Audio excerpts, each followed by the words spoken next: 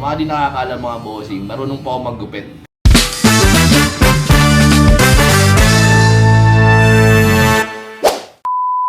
Kumusta? Kumusta? What? Ngayong araw ay pupuntahan namin ang aming barbershop.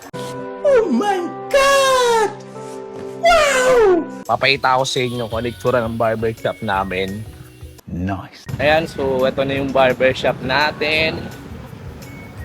Dito na tayo. A few moments later. Tayo pasok.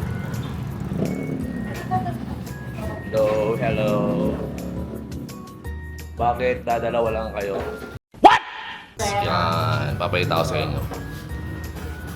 Simple lang barbershop namin, maliit lang.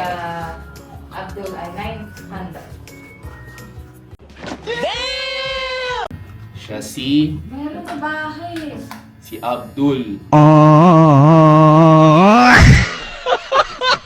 Siya sa mga magaling namin barbero. Oh my God! Wow!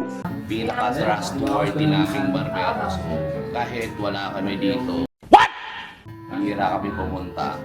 Pagkakatiwalaan namin siya pagdating sa pera. Nice. Na wala kaming problema dito. Hindi ko lang gusto dyan yung kulay ng buhok niya.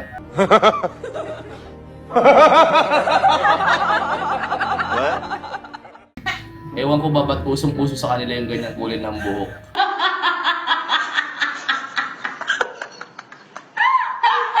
Nakikita ko lang mga ganyang mga buhok mga boss pag napunta ako ng Quezon City.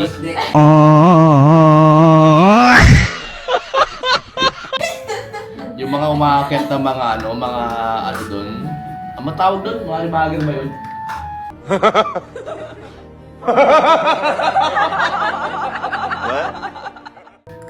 Yan! Ganyan naman. Pares tayo? Ayan! Nice. Ganyan yung mga formahan natin. Putik naman. Barbershop nga tayo, di ba? Dapat pogi tayo. What? Sa mga di nakakaalam mga bossing, marunong po ako maggupit. Kalbo nga lang.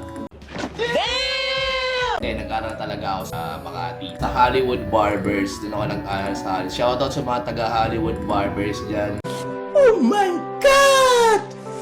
Wow! Malulupit yung mga taga-Hollywood Barbers yan, lalo na si Briggs. Idol ko yan. Pagdating sa fade barbering, galing na mag-fade eh. Sana all.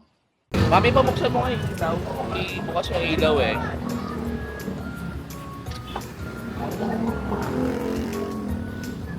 Yung barbershop namin.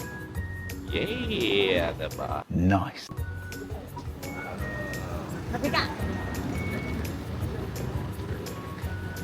15th Street Barber.